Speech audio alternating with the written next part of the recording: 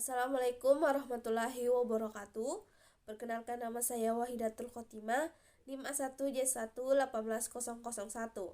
Pada kesempatan kali ini, saya akan menjelaskan tentang sistem ekskresi sebagai tugas praktek mata kuliah Anatomi dan Fisiologi Manusia dengan dosen pengampu Bapak Mustabin Balumbi, SPD, MSI. Sistem ekskresi merupakan proses pengularan zat-zat sisa metabolisme yang sudah tidak digunakan lagi oleh tubuh. Sisa-sisa metabolisme ini berupa senyawa-senyawa yang bersifat toksik atau racun, sehingga jika tidak dikeluarkan dapat menyebabkan terganggunya fungsi organ-organ di dalam tubuh. Organ-organ yang berperan dalam sistem ekskresi pada manusia meliputi kulit, ginjal, paru-paru, dan hati. Yang pertama adalah kulit. Kulit merupakan lapisan jaringan pelindung terluar yang terdapat di permukaan tubuh. Kulit termasuk organ ekskresi karena mampu mengeluarkan zat-zat sisa berupa kelenjar keringat. Selain sebagai organ ekskresi, kulit juga berfungsi sebagai alat peraba.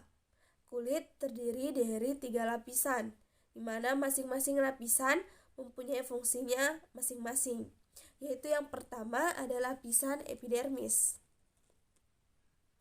atau lapisan kulit ari. Epidermis merupakan lapisan kulit paling luar dan sangat tipis. Epidermis terdiri dari lapisan tanduk dan lapisan malpighi. Kemudian yang kedua ada lapisan dermis. Dermis merupakan lapisan kulit yang terletak di bawah lapisan epidermis. Lapisan dermis lebih tebal daripada lapisan epidermis. Kemudian yang ketiga ada lapisan hipodermis. Merupakan lapisan terdalam kulit manusia yang terdiri atasnya lemak, ujung saraf tepi, pembuluh darah, dan pembuluh getah bening. Dari beberapa kandungan ini, fungsi lapisan hipodermis adalah untuk menahan terhadap benturan ke organ tubuh bagian dalam, kemudian memberi bentuk pada tubuh, mempertahankan suhu tubuh atau insulator, menyimpan cadangan makanan atau energi, dan memproduksi hormon leptin. Selanjutnya yang kedua ada organ ginjal. Ginjal merupakan komponen utama penyusun sistem ekskresi manusia, yaitu urin. Manusia memiliki sepasang ginjal berukuran sekitar 10 cm. Letak ginjal di rongga perut sebelah kiri dan kanan ruas-ruas tulang pinggang. Ginjal ini berfungsi untuk menyaring zat-zat sisa metabolisme dari dalam darah, mempertahankan keseimbangan cairan tubuh, mengekskresikan gula darah yang melebihi kadar normal, dan mengatur keseimbangan kadar asam, basa, dan garam di dalam tubuh. Secara umum, anatomi ginjal manusia terdiri atas beberapa bagian, yaitu yang pertama ada korteks ginjal. Korteks ginjal atau korteks renalis merupakan bagian ginjal yang paling luar. Bagian ini dikelilingi oleh lapisan jaringan lemak yang berfungsi untuk melindungi bagian dalam ginjal. Kemudian yang kedua ada bagian medula. Bagian ini merupakan jaringan halus yang terdapat di dalam ginjal. Struktur medula terdiri atas piramida ginjal yang meliputi nefron dan tubulus serta saluran medula. Tubulus ini berfungsi untuk mengangkut cairan tubuh dan darah menuju ginjal. Selanjutnya ada bagian pelvis ginjal, yang merupakan bagian ginjal yang terletak di lapisan paling dalam. Bagian ginjal ini berbentuk seperti corong yang berfungsi sebagai saluran yang menghubungkan ginjal dan kandung kemih. Kemudian yang keempat ada nefron. Selain ketiga bagian tadi, bagian penting lain dari ginjal adalah nefron.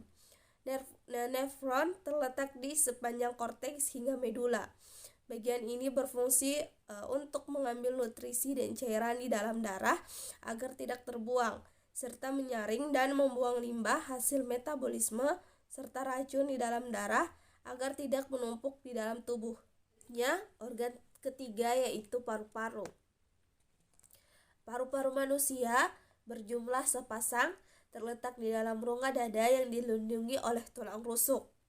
Paru-paru memiliki fungsi utama sebagai organ pernapasan.